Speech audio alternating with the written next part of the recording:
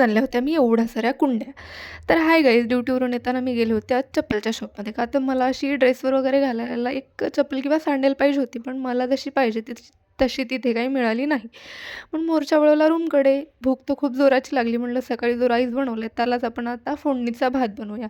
त्याचीच तयारी केली आणि मस्त पोट भरून हा फोडणीचा भात खाल्ला. त्याच्यानंतर माझी पाण्याची कॅनही आली होती. तीही बाहेरून आणून मध्ये ठेवली आणि लागले माझ्या अभ्यासाला आणि अभ्यासाला लागलं की माझी अशी काही हाल होतं ते बघा. किती महाग तुझ्या लागावं, किती रातीला जागावं, केलं हवाली सार तुझ्या माझं काळीज मागावं.